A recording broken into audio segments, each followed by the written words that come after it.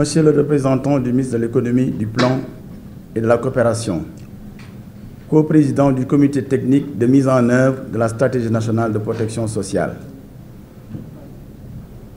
Madame la directrice générale de l'Agence nationale de la case des tout-petits, Monsieur le représentant de Madame la présidente du Haut Conseil du dialogue social, Madame la représentante de l'UNICEF, présidente du groupe thématique de la protection sociale, Mesdames, Messieurs les conseillers techniques, Mesdames, Messieurs les directeurs généraux, directeurs nationaux, Monsieur le directeur exécutif de l'Institut panafricain pour la citoyenneté, les consommateurs et le développement, SICODEV, Afrique, Madame la représentante de la Banque mondiale, Mesdames, Messieurs les représentants de la société civile, Mesdames, Messieurs les représentants du secteur privé, Mesdames, Messieurs, chers participants en vos rangs, titres et grades, je voudrais saisir l'occasion que m'offre cette tribune pour vous exprimer ma joie de présider l'édition 2024 de la revue annuelle de la protection sociale qui est inscrite dans l'agenda de notre secteur. Cette rencontre qui constitue une prise de contact avec les acteurs me donne l'opportunité de formuler mes remerciements à tous ceux qui se sont mobilisés et qui se sont investis depuis le mois de mars 2024 et durant tout le processus ayant mené à cette revue annuelle qui nous réunit aujourd'hui.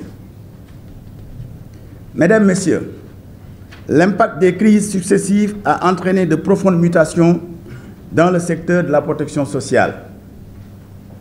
Le paradigme, tant dans la perception que dans la doctrine, a changé. La protection sociale, jadis considérée comme une charge, est maintenant perçue comme investissement dans le capital humain. Cette nouvelle orientation a été renforcée par les agendas internationaux et régionaux. Sous ce rapport, notre pays accorde une grande importance à la mise en œuvre de la recommandation 202 de l'Organisation internationale du travail, OIT, portant sur les socles de protection sociale.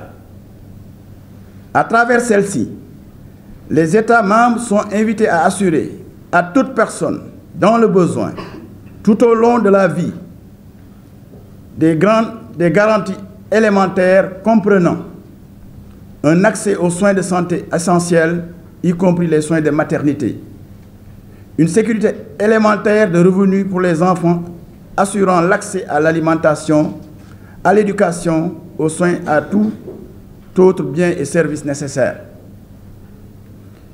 Une sécurité élémentaire de revenus pour les personnes d'âge actif qui sont dans l'incapacité de gagner un revenu suffisant.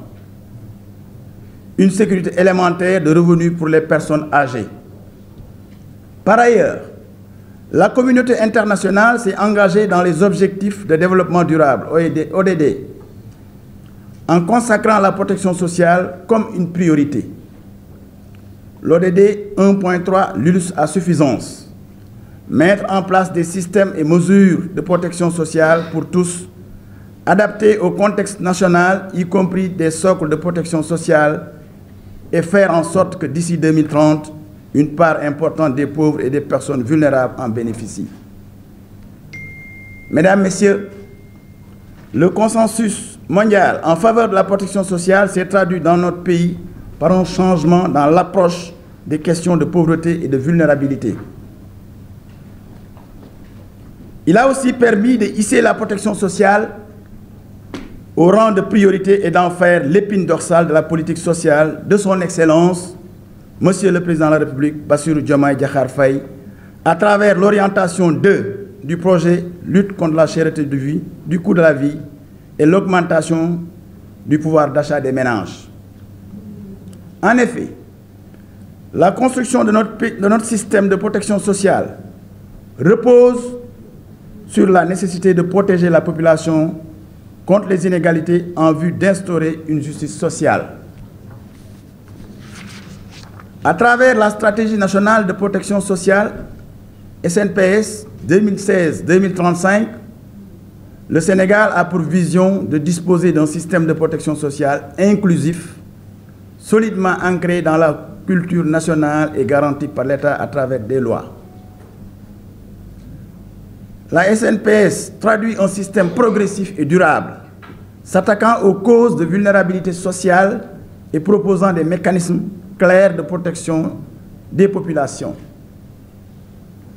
Elle intègre le socle de la protection sociale et se décline en 5 objectifs conformément à l'approche cycle de vie. Soutenir la protection sociale intégrée pour tous les enfants. Mettre en place des programmes et régimes pour les personnes en âge de travailler. Établir un système de revenus minimum et de soins de santé garantis pour toutes les personnes âgées. Concevoir un système intégré de sécurité sociale pour les personnes en situation de handicap et d'invalidité. Renforcer la résilience des communautés face aux chocs et catastrophes. Mesdames et messieurs, cet exercice périodique initié depuis 2015, en collaboration avec le ministère en charge de l'économie et l'ensemble des acteurs conformément au cadre harmonisé de suivi-évaluation, vise, d'une part, à s'acquitter de notre devoir de contribution à la revue annuelle conjointe de la politique économique, et d'autre part, à offrir l'occasion aux acteurs d'interroger les réalisations concernant ces objectifs. À cet égard, nous apprécions les progrès enregistrés, mais il faut reconnaître qu'il y a encore des efforts à consentir. Des résultats sont notés en termes d'extension de la couverture pour les groupes vulnérables, les familles pauvres, les femmes, les enfants, les personnes avec handicap. Ainsi, il me revient de partager certaines réalisations des programmes phares tels que la couverture sanitaire universelle. En dépit de l'amélioration du taux de couverture du risque santé, le nombre d'enfants de moins de 5 ans enrôlés dans les mutuelles de santé a évolué de 362 915 à 481 497 en 2022 et 2023. Le programme national des bourses de sécurité familiale avec une assistance à 354 976 ménages bénéficiaires, l'année 2023 a été marquée par l'enrôlement d'une cohorte de 39 350 personnes détentrices de la carte d'égalité des chances. La carte d'égalité des chances, en 2023, le nombre de nouvelles cartes distribuées est de 4 579, soit un nombre total de cartes d'égalité des chances de 75 089. Bien que des avancées soient enregistrées, il n'en demeure pas moins que certains défis prégnants exigent que nous agissions